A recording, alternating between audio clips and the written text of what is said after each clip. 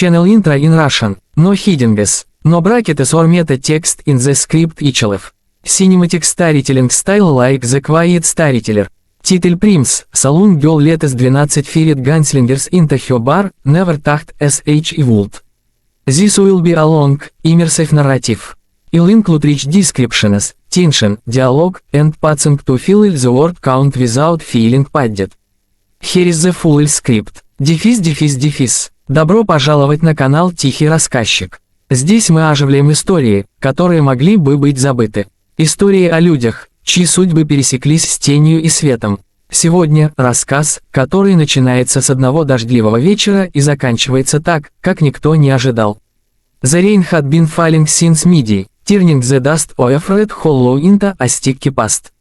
Outside, the crooked wooden sign of the painted mark cricket and sung with each gust of wind, it is on as bright paint flaking away like old memories. Inside, the air was heavy with the smell of whiskey, tobacco, and the faint lingering perfume of last night's crowd. Clara Bell leaned against the bar, polishing a chipped glass with a rock sh he had washed so many times the fabric was as thin as onion skin. Sh was 30, to the years in red hollow had written more lines across as her face than her shoulder allow. The painted mark wasn't hers, it belonged to an absentee owner in Carson City, but for all practical purposes, Sh ran it. Sh kept the drunks in line, the whiskey flowing, and the doors open. That night had been quiet. Too quiet. The regulars, a few ranch hands, an old manure, and a pair of card sharks were scattered in tear all corners. The piano sat silent, its last player having skipped town 2 weeks ago. The clock over the bar ticked with a sound that seemed louder than it had any right to be. Clara paid herself a small shot, purely for company. Sh had just brought it to her lips when the front doors burst open with the force of a storm wind. The swing of the saloon doors revealed 12 men, each one dressed in trail-worn dusters and white-brimmed hats that shadowed their faces. Their boots hit the wooden floor like hammers on a coffin lid. Every head in the room turned. The manure froze with a card halfway to the table. The card sharks stopped mid-deal. Clara felt her heartbeat quicken, though her face stayed calm. Sh had seen trouble before, but never a dozen sets of eyes scanning her bar at once. The tallest of the group stepped forward, removing his hat slowly. He had a sharp face, like it had been carved from draconian rock, and a scar running from his temple down to his jaw. His eyes were pale gray, the kind of eyes that had seen more men dead than life. Even without introduction, Clara knew who they were. The Whispering 12. Every town west of the Mississippi had heard of them. Robbers, killers, mercenaries, their reputation was stitched together with rumors and blood. Stories say they moved like ghosts and left no witnesses. Sh also knew they were wanted men, with bounties big enough to rebuild this town twice over. The tall one spoke first. "Evening, miss," he said, voice low but carrying. "Mint I have vested in out the rain." The question was polite, but everyone in the room understood it wasn't really a question. Clara nodded honest. "Long as you got coin for the drink."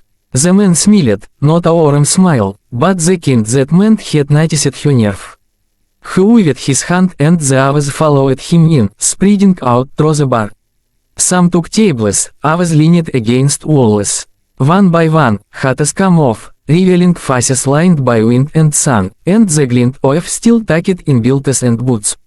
Clara paid whiskey for the tall man. "House special," Sh said. "House looks like it has seen a few storms," he replied. "Storms keep the roof honest," Sh said. He chuckled, then downed the whiskey in a single pull. "Name is cold ones. And you are, Clara Bell." "Well, Miss Bell, you've got yourself a rare night. We don't often drink where the law can find us." Sh didn't answer. Sh knew the safest thing was to keep her mouth shut and her ears open. For the next hour, the saloon felt like a different place. The rain outside roared against the windows, but inside was a low hum of murmured conversation, boots on wood, and the occasional clink of glass.